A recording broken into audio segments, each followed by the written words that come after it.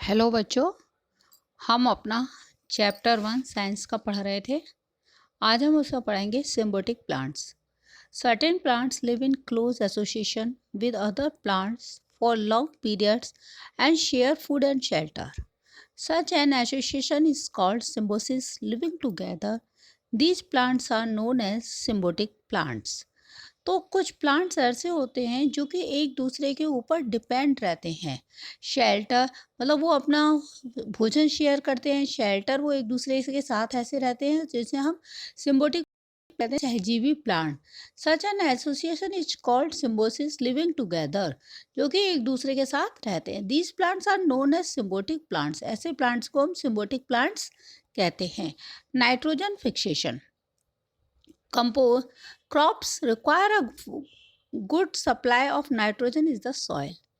After a harvest, the soil becomes deficient in nitrogen gas are abundant in the atmosphere, but plants cannot take it directly from the air.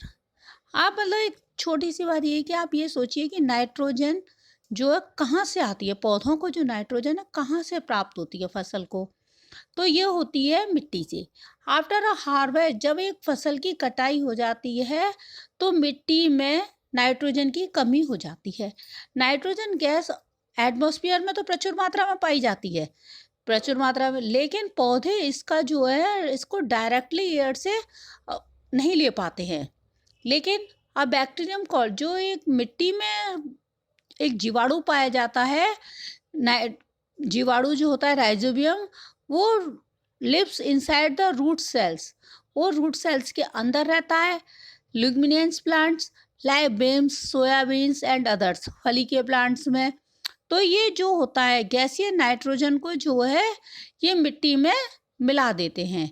ये rhizobium bacteria can fix nitrogen gas from the atmosphere and supply it to the plants as ammonia, तो ये उसको ammonia के रूप में supply कर देता है।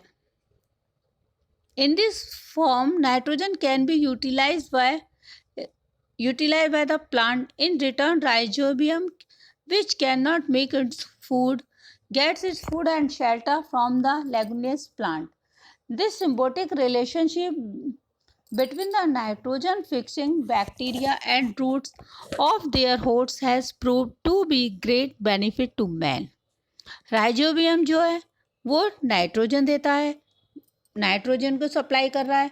इन रिटर्न वो क्या करता है, बदले में वो खाना अपना जो है फूड खुद नहीं बनाता है और शेल्टन के लिए वो ल्यूमिनस प्लांट पर निर्भर रहता है। दिस सिम्बोटिक रिलेशनशिप, यही सिम्बोटिक रिलेशनशिप जो होती है nitrogen fixing bacteria and the roots of their host has proved to be great benefit of man. जिससे क्या इसके बाद जो अन्य संगठक वगैरह होते हैं जो प्रोटीन, जैसे कि प्रोटीन एवं वसा का भी संश्लेषण करते हैं। Each year legume rhizobium symbiosis generate more useful nitrogen for plant. हर साल ये लेगमी और rhizobium useful nitrogen for plants के लिए मोर उपयोगी होते हैं than they other nitrogen fertilizer produced और other any other nitrogen fertilizer produced.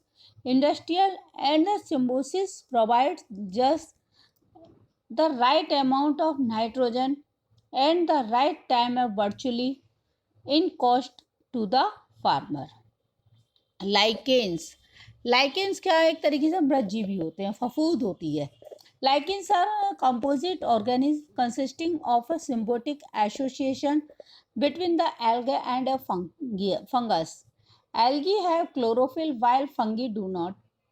The fungus help. Lichens क्या है, समग्र जीव होता है consisting of a symbiotic association between an alga and a fungus. ये जीव कवक या फंजाई कहलाते हैं। इनमें क्या होता है कि and the fungus help the alga and absorption of water and minerals from the soil. And alga prepares the food which is shared by the fungus. The fungus also protect the alga from drying up. Lichen occurs in some of the most extreme environments of the earth. Arctic tundra, hot deserts, rainforest, and rocks coast. Lichens are widespread and long-lived. However, many species are also vulnerable to environmental disturbance and may be useful to scientists and assessing the effects of air pollution, ozone depletion and metal contamination. तो ये fungi क्या है? एक जैसे आप bread का टुकड़ा लो, bread का, उसे किसी भी ठंडी और मतलब हल्का सा गीला करके किसी गर्म जगह पर रख दो, या आजकल आपने गर्मियों में भी देखा, अगर कोई रोटी 2 दिन तक रखी रह जाती है तो उस पर सफ़ेद हरे भूरे रंग के से धब्बे हो जाते हैं। उनको आप देखिए, ये क्या कहलाता है? कवक या फंजाई। इनकी जो है ये क्या है, सड़ने वाली चीज़ों पर उन पर उनके रस को लेते हैं और ये मृतजीवी कहलाते हैं। तो लाइकेंस ज़्यादातर पाए जाते हैं extreme environments of the earth, arctic tundra, hot deserts, rain forest, जहाँ मतलब नमी भी हो जहाँ और गर्मी भी हो। लाइकेंस आर वाइड स्प्रेड, ये सारे संसार में मतलब सब जगह पाए जाते हैं, and long lived. However many species are also vulnerable, तो बहुत सी स्पीसीज ऐसी हैं जो कि एनवायरमेंटल डिस्टर्ब के कारण उसको ख़त्म होने की चपेट में हैं। लेकिन metal contamination, ozone depletion, air pollution, scientist in पर आकलन कर रहे हैं। कवक या जो फंजाई जो फंगस होती है ये हर चीज़ पर उगाती है।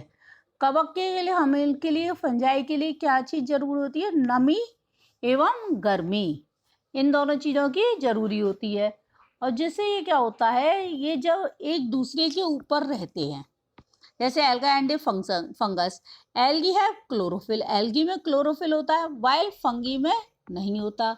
The fungus help the alga, तो ये क्या करता है? तो फंगस है जो एब्जॉर्ब कर रहा है water and mineral from the soil and prepare food which is share, और जो खाना भी बना मतलब प्रिपेयर फूड करता है क्योंकि उसमें क्लोरोफिल है और उसको फंगस के साथ शेयर करता है।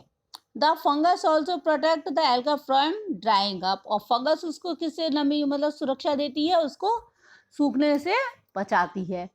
लाइकेंस जो होते हैं इनमें 2 भाग होते हैं, लाइकेंस में 2 भाग होते हैं, जिसमें से जो एक एल्गी होता है जिसमें क्लोरोफिल हो गया और दूसरे में क्लोरोफिल नहीं होता है। फंगी जो एल्गा है वो उसको रहने की जगह जल पोषक तत्व उपलब्ध कराता है और बदले में फंगस उसको क्या करता है? फंगस प्रकाश संश्लेषण द्वारा संश्लेषित खाद्य कवक को देता है।